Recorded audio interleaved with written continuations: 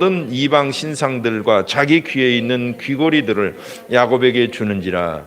야곱이 그것들을 세겜 근처 상수리 나무 아래에 묻고. 아멘.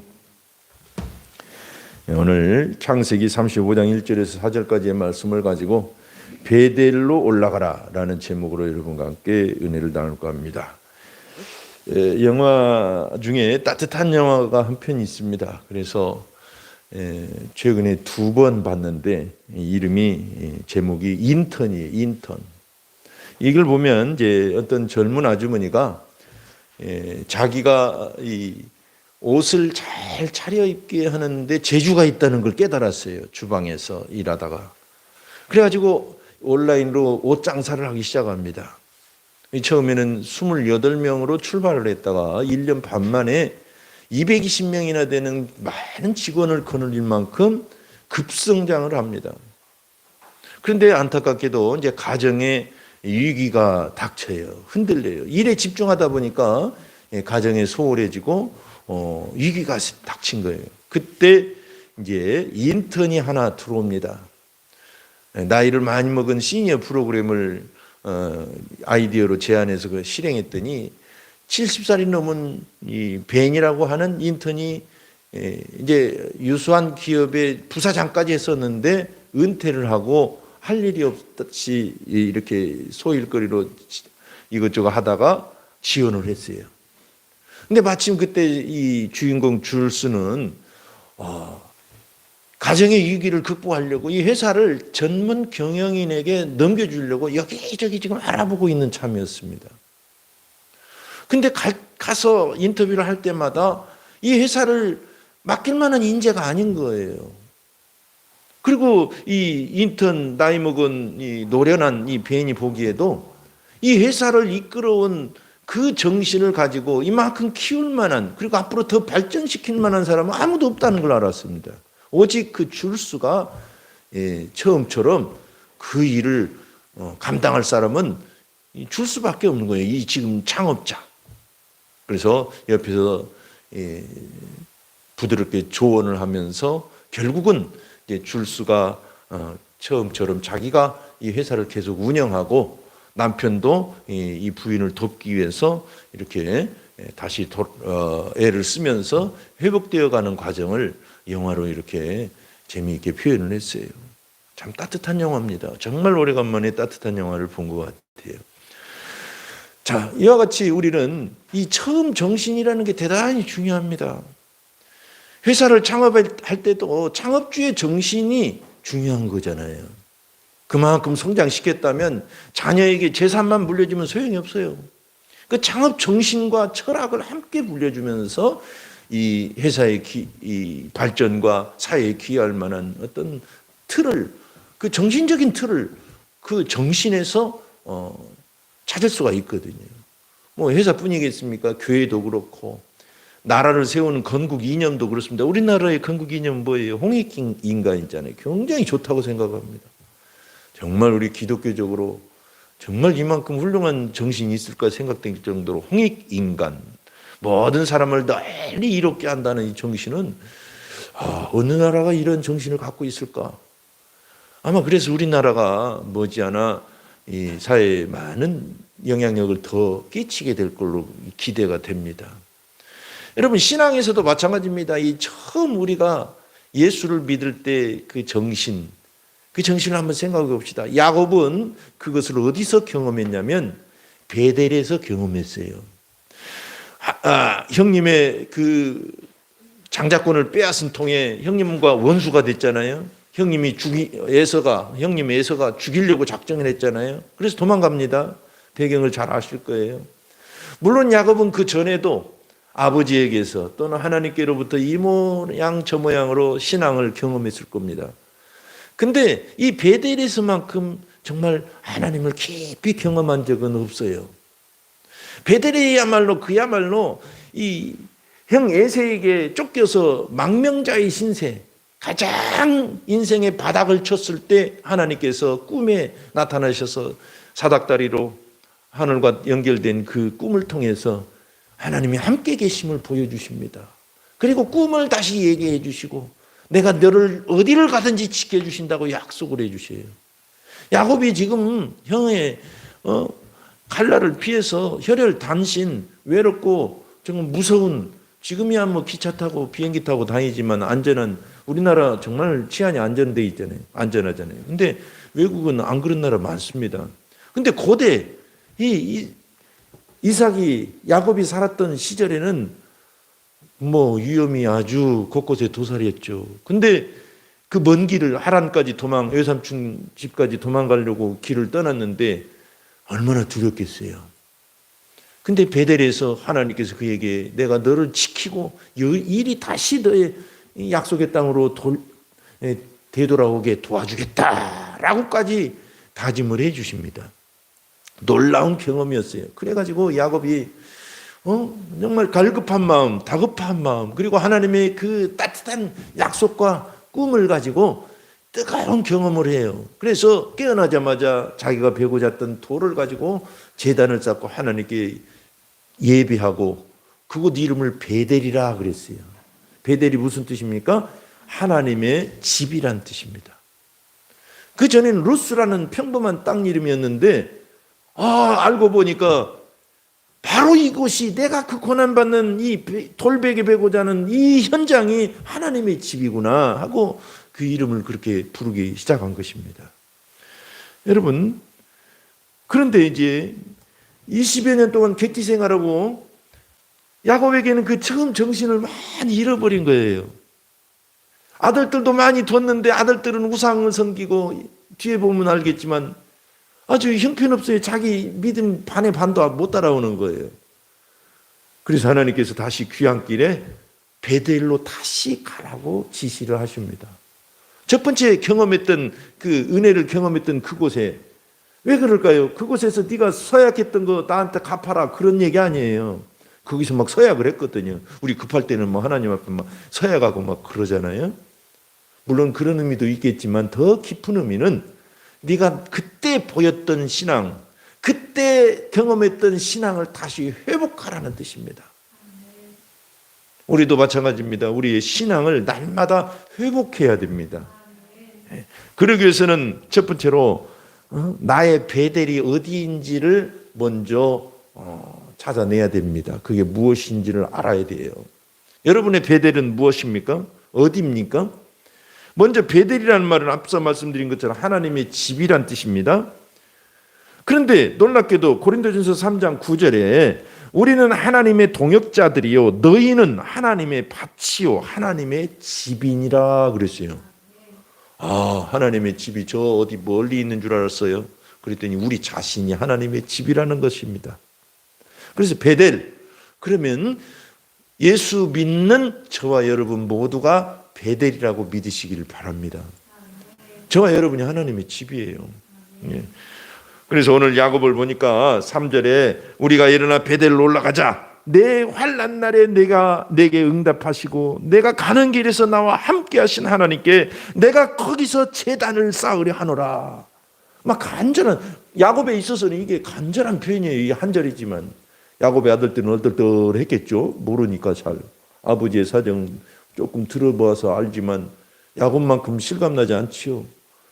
베델, 그러면 야곱은 정말 꿈같은 가슴 뛰는 그런 장소입니다. 그렇습니다, 여러분. 아마 베델에서의 이 하나님 경험이 야곱에게는 일생 최고조로 높았던 그런 큰 경험이었을 것입니다. 그때가 바로 야곱의 상황은 가장 암담한 때였어요. 가장 다급하고 위급할 때 그 경험을 한 것입니다. 이게 중요한 것입니다.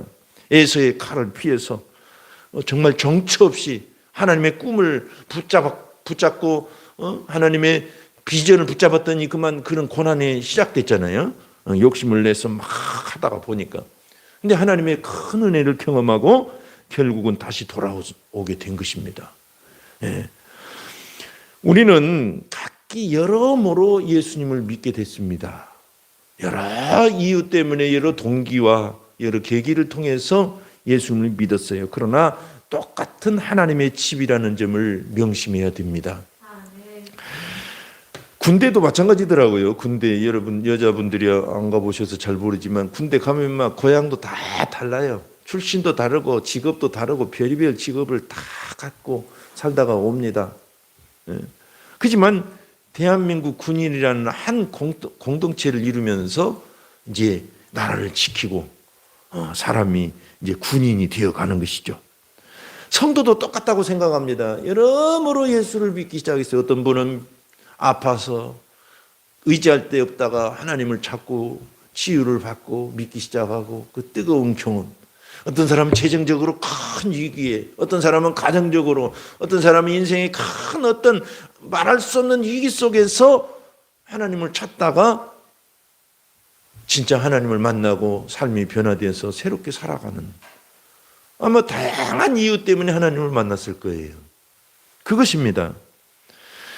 우리는 디모데전서 3장 15절을 보니까 너로 하여금 하나님의 집에서 어떻게 행해야 할지를 알게 함이니 이 집은 살아계신 하나님의 교회요 진리의 기둥과 터니라 그랬어요. 이 교회 생활하게 된 그 뜨거운 경험을 지금 얘기하는 것입니다. 살아계신 하나님을 경험했던 그 교회 생활, 신앙 생활, 그것이 바로 우리의 베델입니다. 저와 여러분이 하나님의 집이고, 그래서 하나님은 항상 그 첫 번째 경험했던 그것을 동경하셔요. 그리워하셔요. 여러분의 꿈과 열정과 신앙이 최고조였을 때가 언제였습니까?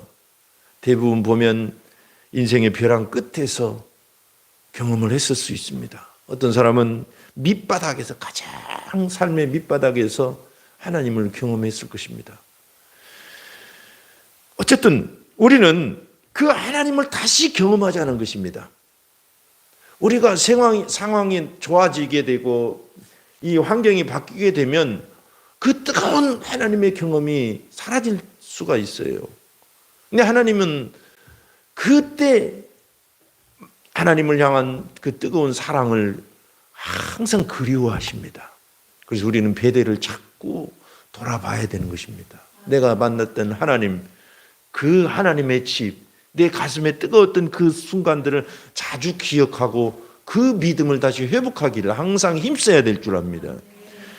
그래서 에베소 교회를 향해서 요한계시록 2장을 보면 예수님이 그렇게 편지하라고 당부하십니다. 2장 4절에서 5절 그러나 너를 책망할 것이 있나니 너의 처음 사랑을 버렸느니라. 그러므로 어디서 떨어졌는지를 생각하고 회개하여 처음 행위를 가지라. 만일 그리하지 아니하고 회개하지 아니하면 내가 네게 가서 그 네 촛대를 그 자리에서 옮기리라. 촛대를 옮긴다니까 무섭죠?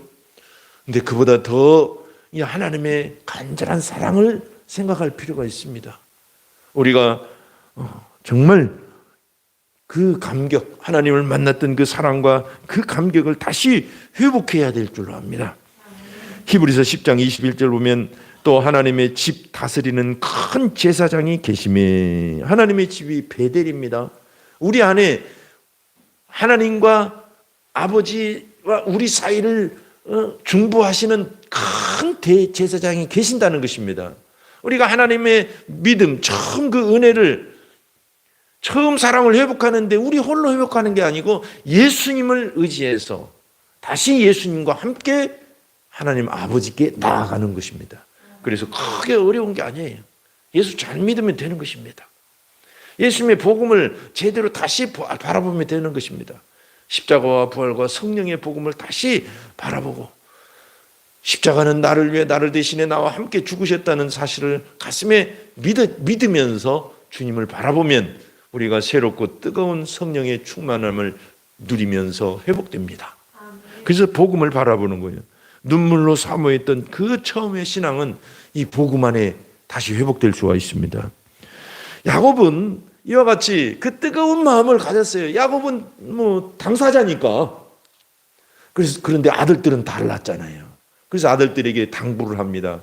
얘들아, 우리가 베델로 올라가서 내가 경험했던 하나님을 너희도 경험해야 되는데 그러려면은 버려야 될 게 있다 이거예요.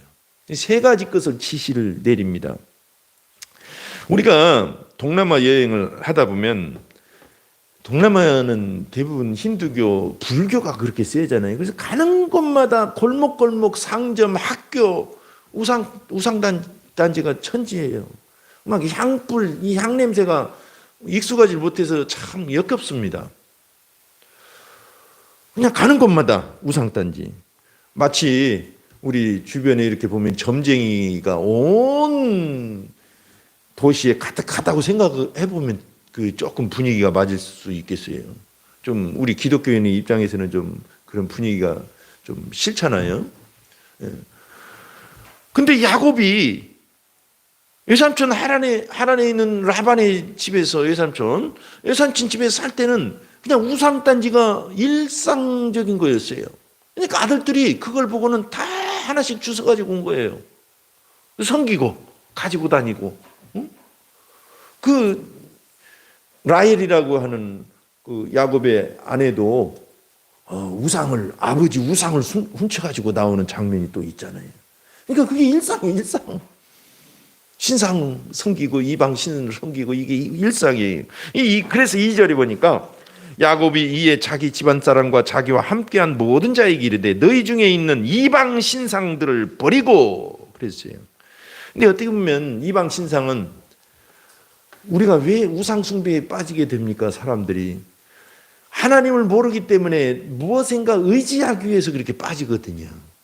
막 다급하고 생명의 위기가 닥치고 그러면 빠지게 돼 있어요. 그러니까 조금은 이해가 됩니다. 그러면 안 되지만 그렇게 하면 안 되지만 그래도 하나님을 찾아야 되지만 근데 하나님은 눈에 보여요, 안 보여요? 안 보이시거든요. 그러니까 눈에 보이는 것을 찾는 겁니다. 인간의 본성이. 하나님은 어떻게 보면 우리 신앙은 안 보이는 걸 믿기 때문에 더 그게 신비지만 언뜻 보면 애매하거든요. 애매해요. 안 보이는 걸 믿어야 되니까. 근데 우상은 확실해요. 눈앞에 코 달리고 눈 달리고 뿔 달리고 그냥 우리 눈앞에 확실하게 보여줘요. 이단도 왜 이단에게 사람들이 넘어갔냐면 그 이유 중에 하나가 이단은 확실하게 말합니다.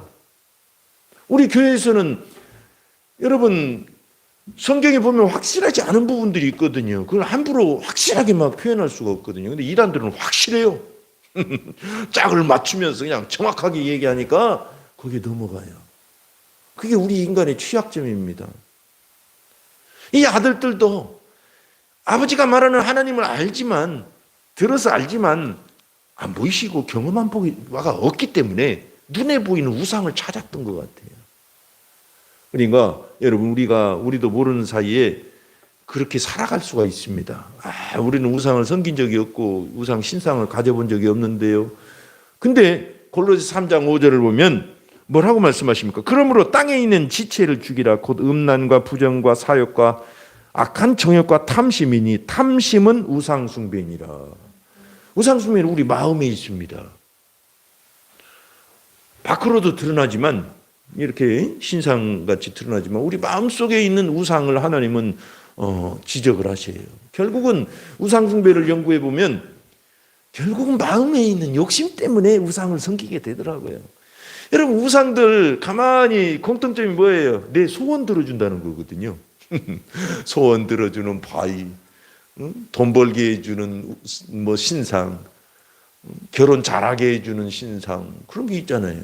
그러니까 구약의 우상들을 연구해 보면 지금도 그렇지만 우리 인간의 내면에 있는 가장 정말 절실하게 필요한 그것을 하나님께 찾아야 되는데 그것을 보장해 준다는 어떤 우상들에게 가게 된 거예요. 그래서 우상 숭배가 생긴 거예요. 그 바닥에는 우리의 결핍과 욕심과 탐심이 있죠. 그러니까 우리는 그런 걸 어디에서 해소해야 되냐? 하나님께 와서 해소하고 하나님께 부르짖으면 되는 것입니다. 자녀들에게 그 우상단지 다 버려라. 가지고 와. 다 가지고 와. 다 수거했어요. 두 번째로는 귀고리를 다 가지고 오라고 그랬어요. 귀고리. 보면은 몇 절에 나옵니까? 자기를 정결케 하고 너희들의 의복을 입으라. 4절에 나오는군요. 귀고리들도 갖고 왔어요. 귀고리는 뭐예요? 금붙이겠죠. 귀금속, 세상의 가치관을 뜻합니다. 우리는 세상에 물질 세계상을 살다 보니까 돈이 최고로 섬김을 받잖아요. 돈 때문에 우리 시간도 다 쓰고, 그래서 어떻게든지 돈을 극복해야 돼요. 많이 벌어버리든지 아니면 초연하게 살든지 적절하게 돈을 통제할 줄 알아야 됩니다. 그래야 하나님을 잘 섬길 수가 있거든요. 돈에 끌려다니지 말라는 거예요. 이 자식들도 세상을 살다 보니까 막 여기저기 귀걸이 금붙이 남들이 하는 거 다 그 가치관을 쫓아서 그렇게 살았던 것입니다. 귀걸이가 나쁘다는 거 아닙니다. 나쁘다는 게 아니라 그 정신이 중요하다는 거죠. 이것을 버리라고 그랬습니다.